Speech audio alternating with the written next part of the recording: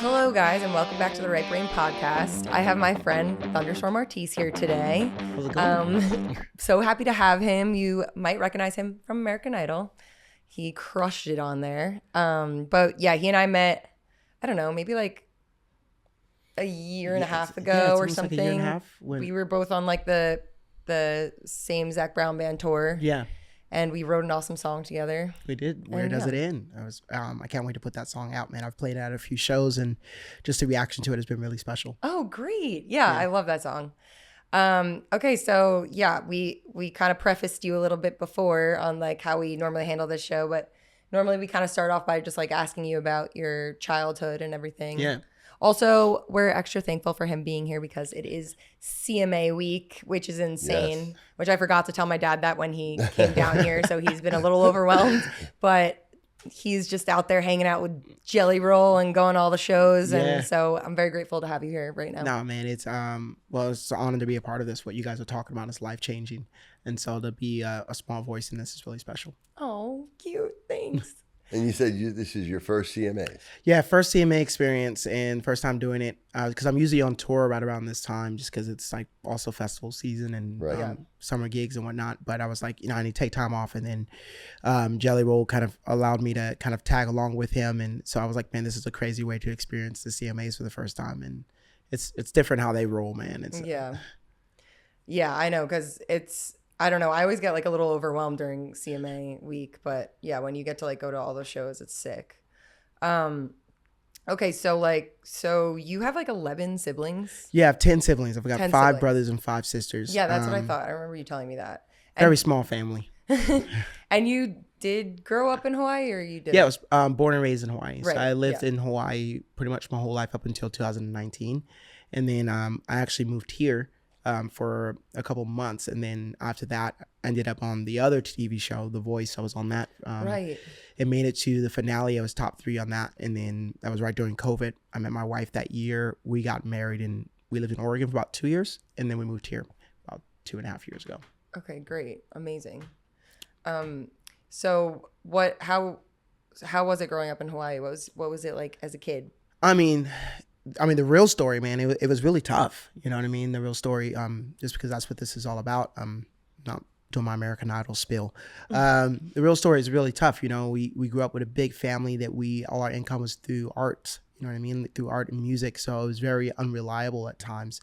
And we went to a season where my parents had it all, and then they felt like life and God kind of stripped them down to having nothing, and we were homeless for about a year. And then we lived at this campsite for a bit, and then we moved to Haleiwa when I was around 7 years old, 7 or 8, and then that's when we like built this shop. It was just like this little shack, and we used to live in the back in tents, and then we like physically built it, got a bunch of carpenters to come through and teach us how to physically build it to be a back house that we had like 2 big rooms that the boys lived in and the girls lived in. Wow. And that was my childhood. And in the front, every day we just played music. We were a bunch of homeschooled kids, and it grew. Like tour buses would come through and listen to us play music. And then, we started to kind of get somewhere, but it was always a struggle. And then my dad passed when I was 13. And then I went through just spiral of emotions and things, and that's when I really started to sing because I wasn't a singer by then, and so music was the only place that I could put those emotions and my feelings. And then I think, that in church saved my life. Wow. Yeah, in a nutshell, that's the story. When you say that your parents, I'm just trying to get the background of your parents. They were both artists themselves? Yeah, so my parents met in Motown. Oh, wow. And so they're pretty successful in Motown, and then the story kind of goes, my dad kind of got like blacklisted in the industry and was also diagnosed with this heart condition called cardiomyopathy, and so that caused them to kind of leave Hollywood, and then they moved to Fresno, California for a bit, and then 1991 they moved at that time all 5 of their kids over to Hawaii, and that's where I was born in the latter 6. Wow. And so Motown is one of my favorite music of all time. I mean, that was just it's my wife's favorite music, actually. Yeah. If you ask her, Otis Redding, and just that Motown music was just so unbelievable. Yeah. That's amazing that both your parents were singers there, or musicians. Yeah, my dad was a both? musician. My mom was a singer. So my dad played keys in a group called Shalimar back in the day, and then worked underneath this guy named Norman Whitfield and helped produce and be in the studio, do a lot of that stuff. And Then he also had like an art gallery in Beverly Hills for years, where he did portraits and stuff for, I mean, so many amazing artists. And so the story that I've heard. Your dad did portraits as well. As well, yeah, he did art and music his Wow. whole life, kind of simultaneously, and kind of growing in that. And so then when they moved to Hawaii, they kind of used those gifts to kind of grow and whatnot. And so they had a lot of success and a lot of failure, a lot of success, a lot of failure. And so I kind of got to see what that kind of looked like growing up. And so kind of being in it and being around it and the consistencies, it really led to, I don't know, the way that I try to operate and run my business nowadays.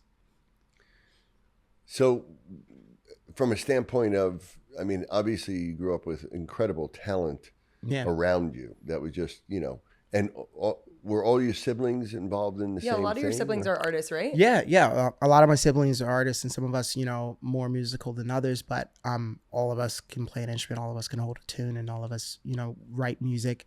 We grew up playing in the family band. Like, you find a bunch of fun videos on YouTube. If you look up Ron and Cheese Family Band, where I had a mohawk and I was playing the congas and bongos and stuff. Oh, really? Yeah, no, dude, it was a fun time. It was a fun time. It was a crazy time, but it was also a tough time. You know what I mean? Like, music was where we kind of all connected, but life was, it was hard, but it was a blessing. When I look back on it, I realized, all the things that our parents kind of shielded us from, of the reality of what was going on around us. But, and I'm very thankful for that, but also just the way that they helped cultivate our mindset. But it's definitely been a power, like, or a fire underneath me, in the sense of, like, these are the things that I don't want my kids to have to experience. And so that has probably been the biggest motivation, in the sense to be more successful in my work. And how did you, at the time as a kid, like your earliest memories, did you have a sense that you were homeless? Did you have a sense that something was wrong? Or was it just you with your family did you feel anything? No, 100%. I was a very quiet kid growing up. So I'm very observant. So I knew exactly what was going on. I knew what we were in. I knew what we were dealing with. I knew the pressure that was on my parents' shoulders when bills and things would come along. And so I felt like a lot of that grew me up really quick, because I started to realize also, like, in certain environments, people didn't know we were homeless.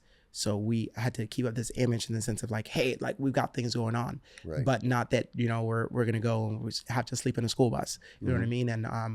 And so, like, I very much knew that, and very much had that mindset, and very much was kind of like, man, like, what? I mean, at 7 and 8 years old, where most kids were thinking about, like, let's go play with toys and whatnot, I was thinking, like, what do I have to do to be able to, like, take my family out of this? Like, what do I have to do to be able to make a change? And just felt like I couldn't grow up fast enough.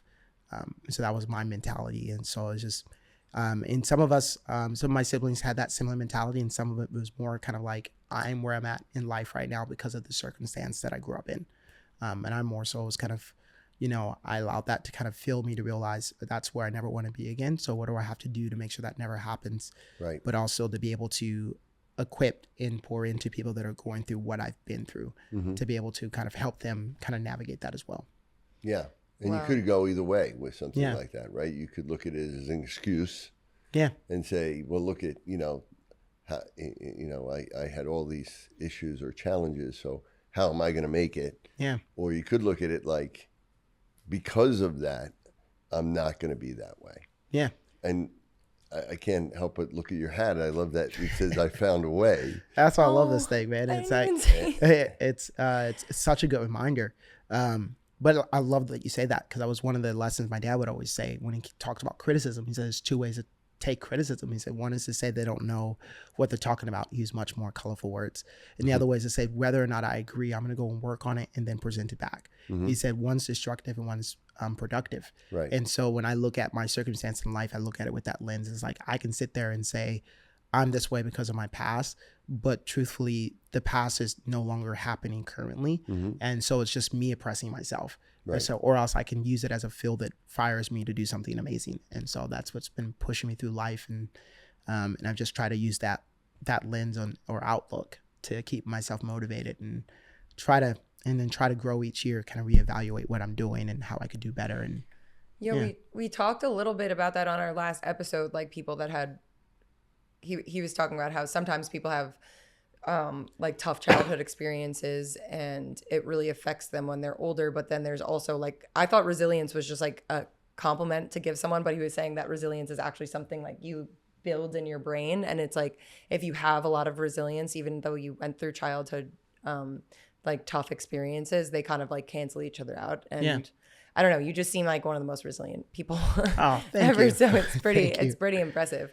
But so you said your dad died when you were 13. Yeah. And then that's when like sort of lyrics started coming to you? No, I mean, that's where, truthfully, honestly, that's where my father was my everything. He was my rock. He was my reason for my faith. He was the reason I wanted to play music. Yeah.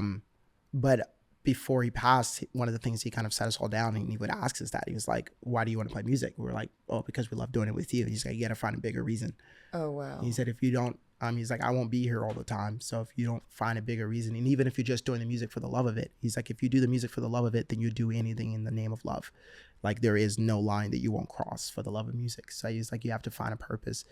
And so, like, I was always thinking of words and whatnot. I hated the way my singing voice was. And so I grew up around amazing siblings that could sing and do a lot of great things. So I just believed that anything that I could do or say had done before. So what was the point of doing anything? And didn't believe I had anything to offer singing wise. I thought I was going to be a rapper or a drummer. I was more about supporting others. Oh, interesting. But I fell in love with like old jazz ballads. And when my dad was still around too, I would just kind of wake up really early in the morning and kind of practice and sing these songs. And my mom would come down and she would always offer me this advice. And I was like, I'm not a singer, I'm a rapper. And then she would leave and I would practice all those things. But yeah, I didn't start really singing in the family band until after my dad passed and my brother moved to Germany for a year, who was a main singer in the family. And there was just a moment where they needed someone to sing when someone came in to listen to us play a show. And my mom was like, Thunder, I've heard you play a song on guitar. Why don't you sing them something? And that was kind of the first moment that I was kind of like pushed, and I sang a song that I had been working on that was just like a song for myself. And then I realized that they connected to that as well. And I realized that my therapy could be a therapy for others. And so then that was kind of like a way of healing for me, was writing and performing and sharing what I'm going through, but realizing that like we're all going through crap in life. Mm-hmm. And when we realize that we're going through it together, I feel like we can all heal together rather than pretending like it doesn't exist. So that's why I try to be real with my lyrics nowadays when I write music. Oh no, your lyrics are amazing. So like you said, you're kind of quiet kid, and then you were saying you kind of wanted to be like the supporting like drummer and stuff. Did you struggle with like just feeling anxiety or like stage fright or things like that, or do you still deal with any of that? I mean, I struggled with feeling like I deserved to be in that place. Imposter syndrome. Yeah, like I felt like that I was even worthy or good enough for any of that. You know what I mean? And me too. I still deal with that when in certain rooms. Like I tend to forget what I've accomplished and whatnot. Like, and you kind of feel like you're out of place. And I think some of that comes back from like when you're a kid and you have to pretend like you're not going back to sleep in a tent or in a bus. And so you're always like, I'm less than everyone that's around me, which is, it's good. It's humility, but at the same time, it's not recognizing your identity and who you are and what you have to offer. So that's been the latest hurdle that I'm learning to get over, is like growing my identity and how I see myself. Right. And so, I always believe that my siblings are all better than me and everyone's better than me. So like, why would I be in the front? They need to be in the front. Like, you know what I mean? To give the best. And my best thing is helping other people achieve their dreams. And when I had to learn to take a leap of faith and chase my own dreams, I had to, recognize that that's not a selfish thing to do. Right. Yeah, I know.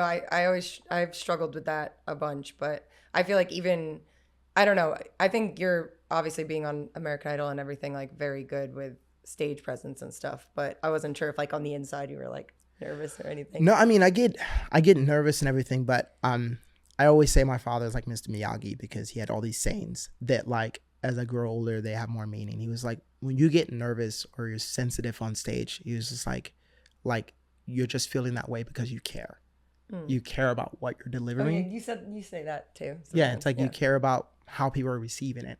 Mm-hmm. And so I more so kind of look at that when I am getting the butterflies and the jitters and all that stuff. I'm like, okay, like this is real. This is moment. But there's also like the military mantras that my father shared as well. It's like kind of like you train so hard so that when nerves are there, your training can take over.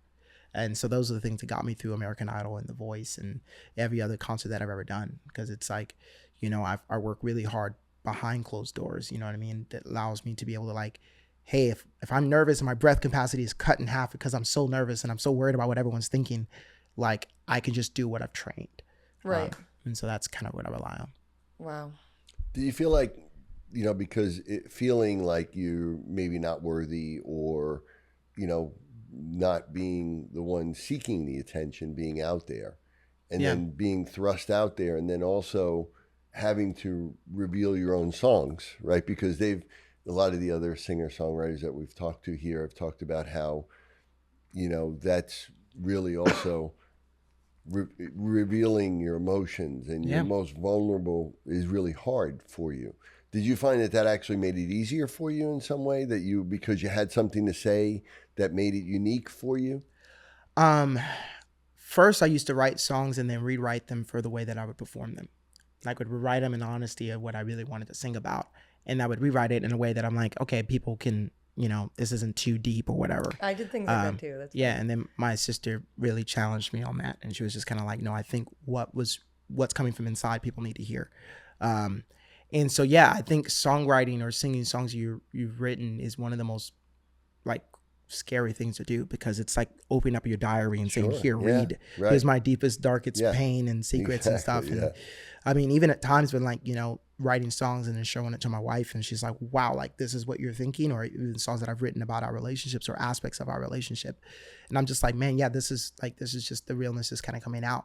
And music has always been that for me. It's always been the way for me to process what's in my head, and I can put it into words or a melody. And then I'm like, wow, I had no idea I was feeling these things because this is what is coming out. Mm-hmm. And so for me, it's been a very therapeutic process. It is scary, but I feel like just the way that I had to grow in my life is that I run towards the scary stuff rather than running away from it. Right.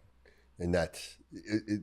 Did all your siblings get that same attitude, or because again, as we said, it could go either way, but it sounds like your parents were amazing, and it sounds like your parents, gave you some incredible skills around this. But did all of them adapt the way you adapted? I don't think so. No, I mean, in all honesty, I don't think we all adapted. I think we all adapted in our own ways. And my personal opinion, like, some are still learning to grasp with a lot of things. I think some have advanced emotionally more than I have. Like, I think I've gotten really good at controlling my emotions and not feeling as much, which I've led to other issues in myself. I'm not someone that cries often.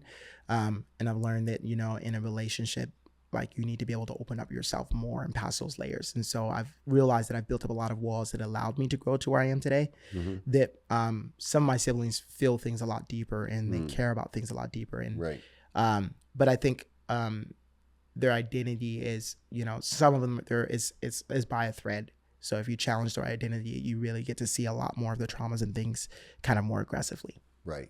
And that's the thing. I mean, because you could look at, again, some of the things that you went through as traumatizing. And there may be things that you're not even relating, because you may not have been safe a lot, right? Yeah.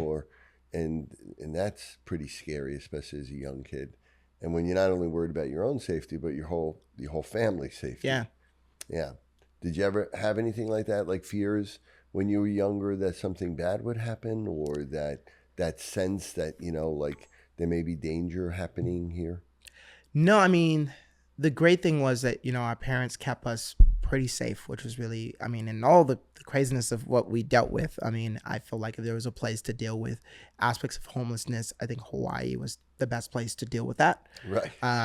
So I was very happy that they kind of pulled us out of California before we had to experience that sort of life. Yeah. So as far as like gang life and things like that, or substance abuses, like, we saw some of that around us in places, but the way that my father carried himself, people respected him. Right. And I think that was something that always rang with me, which my dad was like, the power of your name is worth more than just money. He was like, if you have a name that people respect and they know you by the way that you carry yourself, right. He's like, that was one of the things he said before he passed. He was like, I'm not leaving you guys money or finances or anything, but I'm just leaving you a good name. And incredible talent. Yeah. And the talent he's given you and your siblings, it sounds like, that's worth, obviously, that's priceless. Poured everything he had into us, you know what I mean? And sometimes not in the most like loving way and like the most lovey-dovey way. He was just kind of like, if you ever seen that movie Whiplash, it was kind of like that. It was kind of like, he was kind of like, if you want to learn music, you're not going to be playing toy instruments. I'm going to teach you everything that I've learned. He went to school for music. He was very successful in it. And so he was just like, we'd be playing a concert or a show and people would be in our living room and he would stop the concert mid-show and walk over to one of us and say, what were you playing it? Where were you playing? Why were you playing it? And why did you think it was okay to waste people's time here? No and then be way. like, you have to answer in front of a live audience and just be like, because he's like, listen, if you're distracted or you're missing cues and you're not caring about what you're delivering, whether it's one person or 1,000, like, then like you should always give your best. Yeah. And that mentality is something that has always followed me because it wasn't always directed at me. I was the younger one there watching him direct that to my older brothers.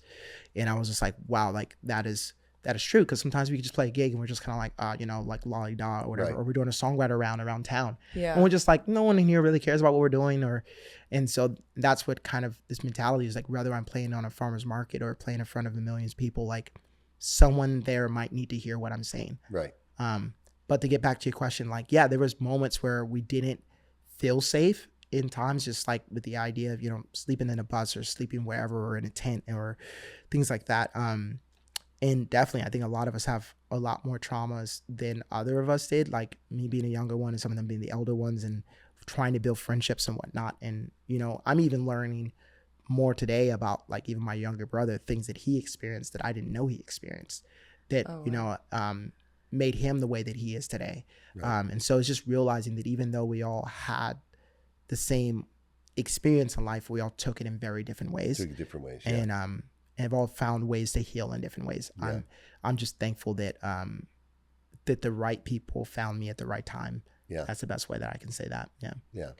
Well, I can honestly vouch for what you're saying about what your dad did, because it definitely shows that anytime I've ever played a show with him, like it's just like there's like a glow that comes out of you and you can tell everything that you're saying, you mean it so deeply and it like comes out in your voice and the audience sees it too. Like everyone, it blows me away. So thank you. I'm sorry your dad was so harsh about it, but it definitely definitely shows. Yeah. From a father's perspective, I think it tells me that your dad was doing that. The concerts and everything were not about him, and it wasn't just about entertaining the audience. He was doing that for you guys. Yeah. It was an instructive class. Yeah. That he would stop in the middle because you guys were the reason he was doing it, which to me is just makes me want to cry. I mean, it's amazing. That's what he was given to you. It wasn't about anything that, you know, whatever the concerts were for, whether it was to generate money or income or whatever. But for him, what was precedent was teaching you guys and making sure that you become the best version of what you can do and giving you that resilience. That's what I'm 100%. Talking about. You know, building, we were talking about how and as a young father, the idea that, you know, we all want to give our kids everything. We want them to have an easier life. And especially growing up homeless, you probably in your head, you're like, I want to give them everything, right? Yeah. I don't want them to want for nothing. And that is actually not a really good thing. You want them to, they still need to struggle. They still need to do things on their own. They still need to, because otherwise you steal that self-esteem because, and again, as we talk about all the time with a right brain dominant person, you're naturally going to struggle with self-esteem because you're going to judge yourself too harshly. Yeah. Do you ever feel like that? Do you ever felt like you've been your own worst critic in the past or? Oh, 100%. Not even just in the past, but in the present. Now. 100% because I'll be honest, I think some of my siblings, because of what we've accomplished musically, like some of them are kind of like, you know, we're the best. And I think I was like, I'm never going to be that way. And so, but I'll listen to like every performance that I did on the Idol or even The Voice. Like I can't really listen to them because all I do is pick out the imperfections. I can't do it either. But like, and that was, I mean, I take that back though for another lessons. Like we're our worst critics, but it's because we care. But it's the same thing when writing songs. I take it back to the way my dad would do paintings. He would say he would paint outside because he's like, I'll never stop. But when someone stops by and they look and see what I'm doing and say, that's beautiful, then he's like, I need to I need to pull my hands off. Because he's like, a real artist can always see how we can better and perfect more our craft. But when someone else is affected by it, that's when we should pull away and just let it be and move on. But with my life and kind of what you were talking about with my dad, one of the things that I've been learning, even though my son's 2, he's so mentally advanced, and I'm starting to learn that. I'm like, I don't want to just give you everything, but I also want to teach him a mentality of not having entitlement, but walking in gratitude. Because it's like entitlement's like, I deserve all of this. Right. And gratitude is like, I'm thankful that I get this. And that's kind of how I try to walk through my career and my life, is it's like, you know, I'm not saying like, I deserve to be in this room, or I deserve to be in this place, and I deserve to do that, and I deserve all the money in the world. It's like, no, these things happen. You do though. Right. But at the same time, it's like, I want to have that mentality of gratitude, because that keeps me grounded. Yeah. Otherwise, it's such a dangerous place when you walk in and you start to think that the world all surrounds around you and you're the center of the universe. Right. It's like, I'm a small speck in the time here. So like, I want to do the most that I can, but for every good thing that happens, I'm thankful, because, you know, there's a good chance that a bad thing could happen instead. Yeah. Yeah. Yeah. And were you always deep in your faith, or is that something that happened more recently? No, I was very deep in my faith growing up. I think right around my dad's passing is when I had to find faith for myself, because he was my compass. And someone said to me, they said that God can't have any grandchildren. And I was like, what do you mean by that? He's like, you can't get into heaven based off of your parents' relationship with God. You have to know who he is for yourself. Oh, wow. So at 14, 15, that's when I just plunged myself into church, and that kind of saved me from a moment when I was going through a very dark path and almost took my own life, and found myself in front of a church. And I was just like, you know, God, if you're real, then I'm going to live for you for my whole life. And if you're not, then I don't see the point in anything else. And that was a really turning point in my faith, but also in my life, and just my perspective of how I view life. And yeah, kind of that was when you were 15 that you like 14, 15. Yeah. And you almost took your own life during that time? Yeah, 100%. Wow.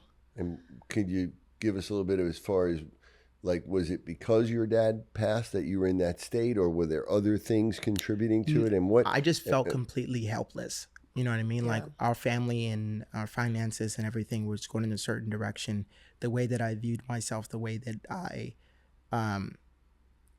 viewed myself, that I was more of a burden to the ones around me than I was of any help. Like, you know what I mean? And that was because I had this mentality that I had nothing to offer. I had nothing to give. Everything that I gave was less than anything else that anyone else could. And so it was a very, and I know there's a lot of people out in the world that are dealing with that as well. Yeah. Because we value ourselves based off of the season that we're in and what we think is of worth. And I'm so thankful that somehow I found a glimmer of light in that season and kind of pushed myself through, because it's crazy to see what I'm able to do today. So we talk a lot about that, you know, one of the biggest right brain emotions, because when we talk about, you know, trying to translate into neuroscience so that you kind of understand, you know, what can lead to things like suicidal thoughts, or like you said, helplessness or hopelessness. Yeah. One of the biggest is shame, guilt, embarrassment. Yeah. Do you feel like, you know, because it sounds like that's what you were struggling with, the fact that you felt guilty that you weren't able to do more, that you felt some shame or some guilt around that. And are those emotions that you feel like you struggled with before, or were those big emotions for you at the time? Do you still have them now? I mean, that's a good way of putting it. I mean, shame, guilt. What was the third one? Embarrassment. I mean, for sure. I mean, you know, like, I didn't have many friends growing up. Like, I thought that I was never in a relationship as a teenager or anything like that, because I was just like, man, what do I have to even like offer anyone? Like, I was so embarrassed by my lifestyle. I was so embarrassed by our living situation. I was so embarrassed by just who I was as an individual, not having an education or anything like that. You know what I mean? It's just like, I was so embarrassed by every aspect of my life that I didn't see the good in any of it. And kind of like, my family was kind of self-imploding because our identity was so much in our craft, so much in our music, that it was hard to have a relationship with one another outside of that. And so we would play shows. In the middle of shows, we would be arguing with each other. Like, we would be doing improv music. People would come in and we were doing an improv song about like how, you know, like someone did you wrong or whatever. Like, and people didn't know that we were singing about each other. And I was like, you know what I mean? And so I can laugh about a lot of it now, but there was a moment where I was just like, man, like I'm kind of done with this all. And I was like, I don't think I could ever, because music was the only place that I could feel. So if I was singing with people that we were all filled with bitterness and anger, that's what I was feeling. And I was like, I can't feel this anymore. Like, it's, you know, like my cup can't take this anymore. And that's kind of where like I kind of got to in my life. And I had to kind of cut myself off from a lot of it. Wow, that's making me kind of emotional. Yeah. And look at what you're doing. You're just helping so many people today. It's like just such a blessing that you're still here. So, yeah, I feel like a million people can relate to what you're saying, you know, and this is just going to help so many people. Even though your situation is so unique, I can only think of I don't mean a million people are going to have your exact 10 siblings what in I can Hawaii. relate to is like the Jackson family or like the Osmond family or like the, you know, these families that have these amazing kids, the Sound of Music, you know, that family, like that's such a unique situation to live in, you know, to have where you're all like one big band, you're all like one big musical family. I mean, I could see how that could be fun. I could see how it could be really stressful. I can see how that can put a lot of pressure on you from a young age, especially, you know, if you're struggling with any ideas of self-worth or any of that issue, because we always talk about that, you know, that is one of the biggest emotions, that idea of that fear of being embarrassed or shame or guilt, but yet you have this God-given gift and talent and emotions that you want to share with other people, and it's this constant struggle, and then you're thrust in it at a very young age. That's such a unique situation. It's really amazing. Yeah, because it's like, you know, we're being praised by our community because it's like what we were offering, music and the arts and everything. Like, it's very creative and it's very fun. Everyone loved it. Like, you know what I mean? We were getting written up in magazines. We were getting tour buses being brought to our house. We were getting, like, it was really, that part of it was amazing and what the world saw. And I think that was a hard part to kind of cope with as a kid growing up, was just like, we had to keep up this image that everything is fine, everything is okay, that we're talented, we're successful, we have that. So everywhere we went, it was like, you know, even though like, you know, we were struggling with food or with rent or with like whatever, we couldn't show that, we couldn't emulate that, and we couldn't open that up to anyone. So we were opening that only with each other, you know what I mean? And so that must have been hard. On one hand, you're being celebrated like a celebrity. Yeah. And the other hand, you're going back home, you're homeless, and you maybe struggle with just having food.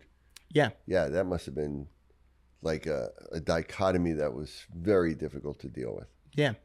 And so it was just like, it was a lot of that secrecy. It was a lot of that kind of like, we have to keep up this image just so we are, because it's also like, this is what we've accomplished in the past, you know what I mean? And so it was always about like, you know, what we've accomplished in the past. And I think that's why that's been such, I mean, how I've turned that, it's been such a thing, kind of like, you know, whether it's The Voice or whether it's American Idol, I was like, I don't want that to be the thing that I'm known for in like 5 years. You know what I mean? It's like, I don't want to be that person. It's like, I was on season 18 of The Voice and it's like season 52. And that's just the way that I live life. So I'm always like, after I achieve something, I'm like, okay, what's next? Like, what can I do this next? How can I grow it? And so that's how I've kind of filled that kind of trauma or that idea to kind of be something positive in my life. Wow. So what would you like to be thought of like 5 years from now, 10 years? What would be your, if you don't want to be remembered from the American Idol fan, what would you want your, you know, for your reputation or for people or, you know, to be thought of? Man, it brings us a story that my dad always talked about. And I reference my father a lot because he just had a lot of cool sayings. The story of the man and like the starfish on the beach. You know what I mean? Have you heard this one? Yes. He's walking, he's just picking, there's millions, but he's just picking up one and he keeps throwing it back in the water. And I just want to be known for someone that wanted to help people. And I think it's the things that I accomplished, I think it's all kind of vain in a way. Right. And so it's like, if I save a life, if I help a life, that's what matters to me. It's like, music is a vehicle to carry that passion of mine. If I wasn't an artist, I would probably be somewhere in your realm or somewhere as a pastor. It's just something that's always fascinated me. That's what got me out of where I got to. And so to me, it's just like, I just wanted to know about someone who was real and authentic and wanted to deliver something that had meaning. And I that's think what that's I like to remember. Ultimately, that's how I think of you. Thank you. You think of a purpose in life, people are always struggling for purpose, but the ultimate purpose is to help others, make a difference, right? Yeah. So whatever you do, whatever vehicle you choose, and it's a purpose that never runs out. Like you said, it's like, throwing the starfish in there, that part of that story, which I'm sure you know very well, was that, in that story, someone says to him, there are millions of these starfish everywhere along this whole shoreline. Like, you're not going to make a difference. And he lifts it up, another one up and throws it in and says, made a difference to that one. Yeah. So, that's a great, analogy.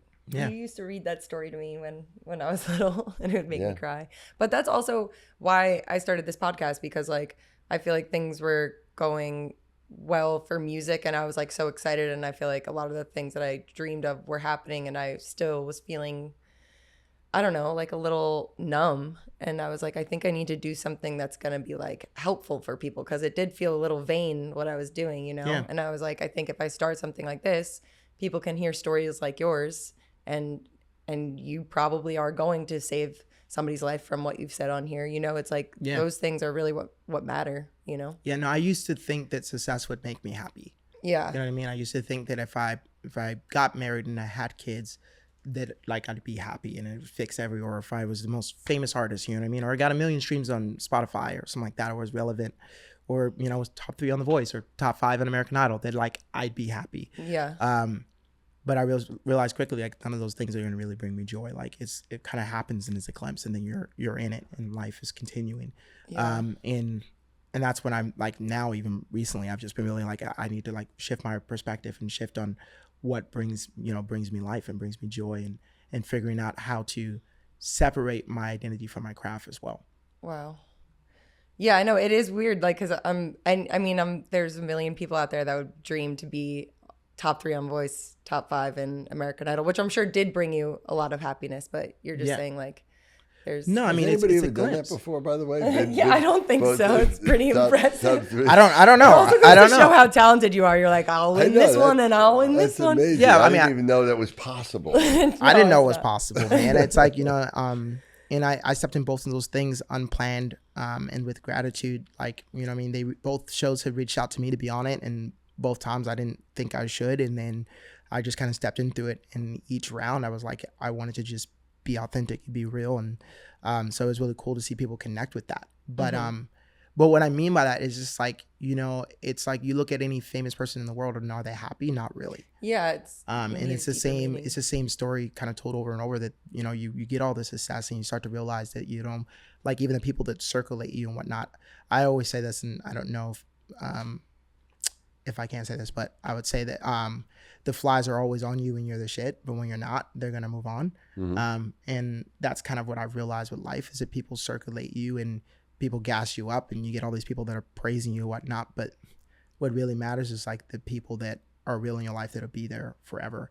And so it's like, for me, it's like, where do I want to invest my time? And it's like, what really matters. Like, I don't want to miss my son's whole life. I don't want to, miss the time that I could have with my mom and all this stuff that we've been through, and they call separation, that is now coming together. It's like, I don't want to just praise her when she passes away. Like, I want to like be able to show love while she's still here. There's things like that I start to realize that like matter more than just monetary gains and stuff. Yeah, absolutely. Yeah, I mean, fame and success also brings tremendous pressures with it. Yeah. And if you're struggling, and if that's eventually it's like a drug, you become addicted to it, so that's where you draw your self-esteem.